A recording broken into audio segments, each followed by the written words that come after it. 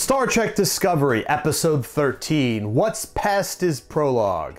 Once again, another Shakespeare reference, this time from The Tempest. I'm Joe. Richie couldn't be with us tonight because Richie has not watched one episode of Star Trek Discovery. Subscribe to our channel down below, give us a like. We have other videos. We're going to be doing Altered Carbon, which is the new show on Netflix that starts this Friday. So please join us for that. This episode was overwhelming in what happened, overwhelming in the end as far as where it leaves everything.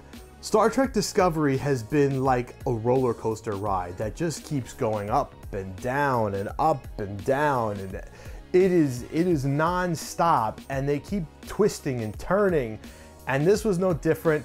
Great episode. It felt like could have been like the end of the season type of thing, and they came back, but no, that's not what this is. There's still more to come. Not in the mirror universe, in the regular universe.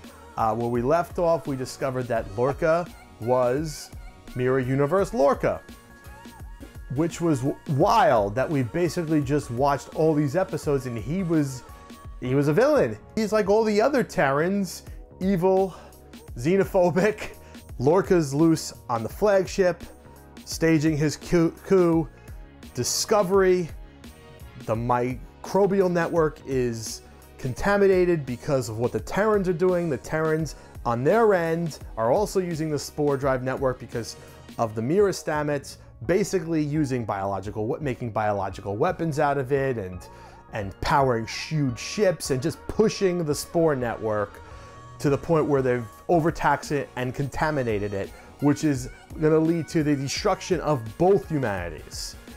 Once Berman gets word about Lorca to Discovery, they let her know about that, and they have to hatch a plan to basically stop the spore network from being destroyed. So they have to come to the flagship. They have to stop Lorca. The Emperor is involved in this. Just so much happens. So the highlights of the episode for me.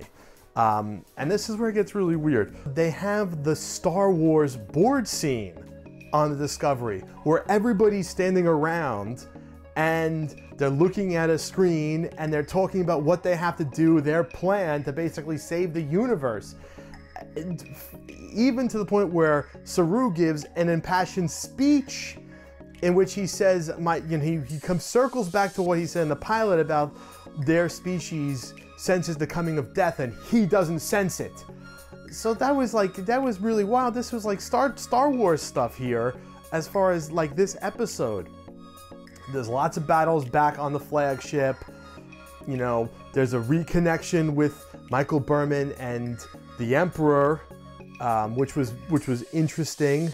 It leads basically to them, hatching their plan to stop Lorca. They do. The Emperor kills them. The Discovery comes. The Discovery's gonna, blow up the network and ride it back somehow to the regular universe. The Emperor, after what happened with Lorca, says, "My neck's been exposed. I'm not gonna be an effective Emperor, but let me buy you time to get you out of here." So she kind of has like a little bit of a bonding with Michael Berman, ready to go out on her own terms. And Michael Berman once again does the old she's being zeemed and hugs her.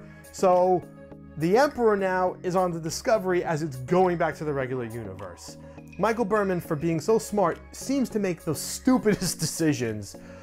Bringing the villainous Emperor of the Terran Empire to the regular universe doesn't seem like a smart idea, but they get back to the regular universe and they overshot it. So now let's throw in time travel. They didn't come back at the right time. They overshot the time by 9 months. So whatever they did with blowing up the flagship and riding the wave and then coming back and getting back to the regular universe, they also time traveled 9 months ahead. They look at a screen of how the war is progressing, and the Klingons have basically almost won the war. Wow. So now we're at that. So now they've come back, but they came back too late. They were never able to get their code out for how they broke the cloak. That's where the Emperor being there comes into play, because there's, in the little promo for the next episode, they're saying we have to use new methods, and I guess she's going to show them new methods to win the war. But wow, so much happened in this episode. I liked it, but it's just crazy. Like, just the twists and turns. You finally think something's over and we have more to deal with. Let's talk about the highlights of this episode. The hallway battle was really cool. Disintegrations, shields. I mean, just a lot of good action. The final fight at the end was really good.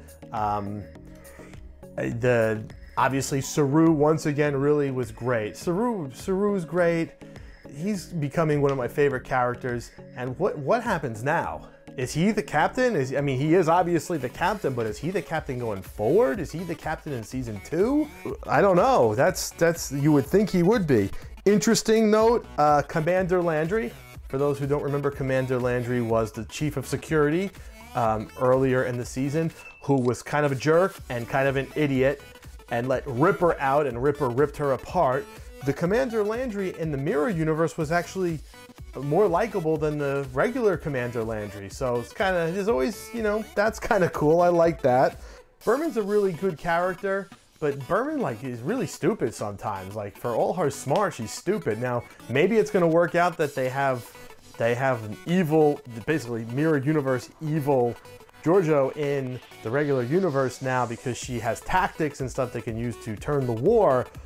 But she just continues to make poor judgment, bad judgment in men, turning on her captain. Ugh. But we'll see how that plays out. All in all, though, I like this episode. It's been a really wild ride this season. You know, it wasn't the perfect episode. I don't know how much I really needed, like, the whole end of the universe angle, and maybe it was a little much. I don't think it played too much into anything. All in all, a good episode. I mean, the end gave me chills when they were getting back, and it was all really well done. And I'm really looking forward to the last two. Let's hope that they just win the war, and in season 2 we get some actual discovery, maybe a story of the week type of thing. I'd love to see that happen, because I don't know if I could take this roller coaster ride for a second season. Once again, please subscribe to our channel down below. Give us a like. We got lots of great videos coming up. Alter Carbons starts Friday. We're going to do a review of that. Once again, I'm Joe. Good night.